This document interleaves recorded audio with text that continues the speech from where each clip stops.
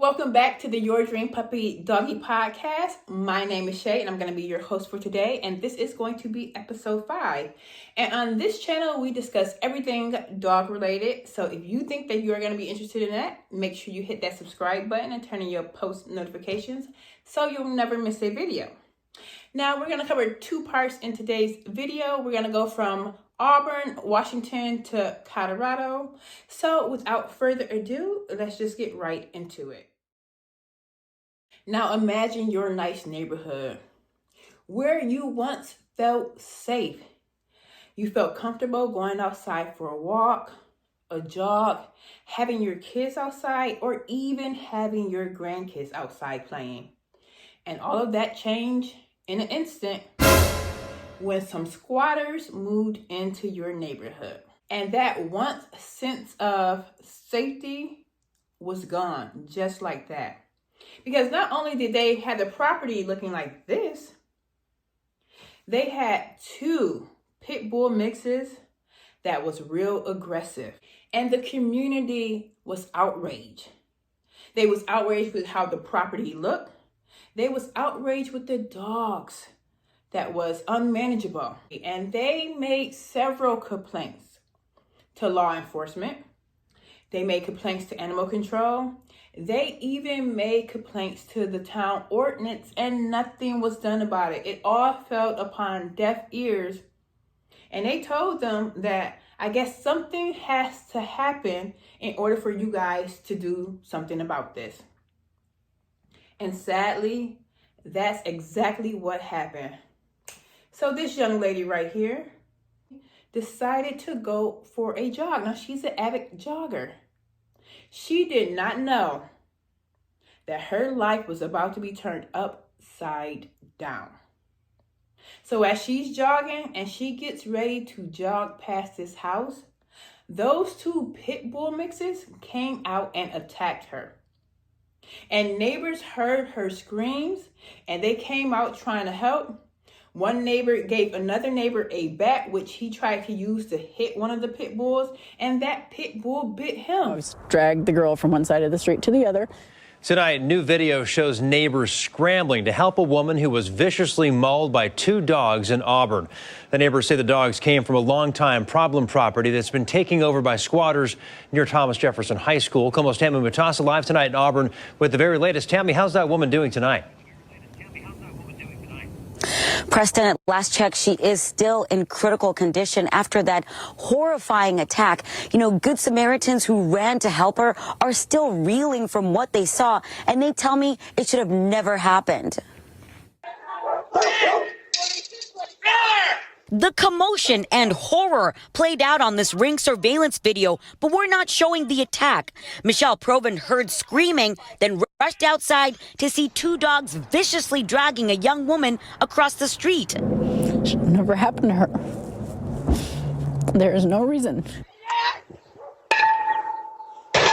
Michelle grabbed a bat, handed it to another neighbor who swung at the pit bull and pit bull mixed dogs, but he got bit too. And I literally watched the dogs drag the girl from one side of the street to the other and sit there and yank on her arms. She had a bloody face and all parts of her body.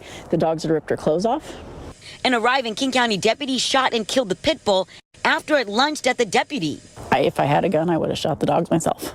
The second dog ran away, but later we were there when animal control had a tough time wrangling the dog from a house.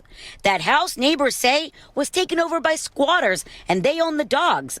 Neighbors say their complaints to authorities have fallen on deaf ears. This house has been a big nuisance to all the neighbors in this area. They get multiple calls, I'm sure, in a week about this house, but it seems like King County doesn't want to do anything about it. King County prosecutors say in the past they haven't had any cases referred to their office involving the dogs, though the owner has a criminal history including domestic violence assault. Prosecutors say they expect to get a felony case referred to their office later this week. We have told the county it's turning into a landfill over here. They're doing bad things. Everybody knows it. And we said someone's going to get hurt. And finally someone did. Now, why did it have to take for something like this to happen? For somebody to have their world turned upside down in order for you guys to get these squatters out of that property, and in order for those dogs, well, the one dog, to be taken away and eventually euthanized. Why does somebody's life have to be disrupted in order for you guys to make a change? I do not understand that. But as of August of this year, the county agreed to a settlement of $21.5 million for the injuries she suffered. This is the largest settlement they have ever paid out. Now, I am glad that she has recovered. She was able to get back out there and start jogging, but she's still going to need a lot more surgeries. But y'all let me know what y'all think about this in the comments below.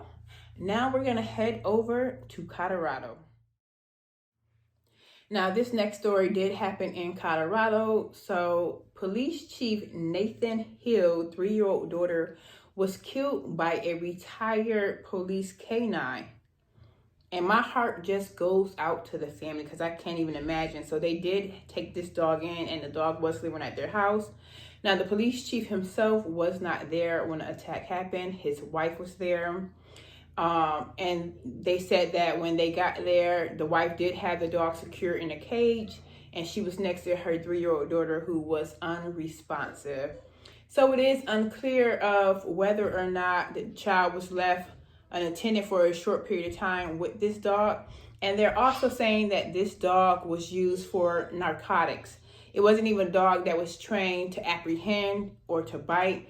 So they're not really sure what happened. But the dog, Draco, because that was his name, he was euthanized after this attack. Yeah, it happened around 9:30 Monday morning at the home of Burlington Police Chief Nathan Hill. His daughter was just 3 years old.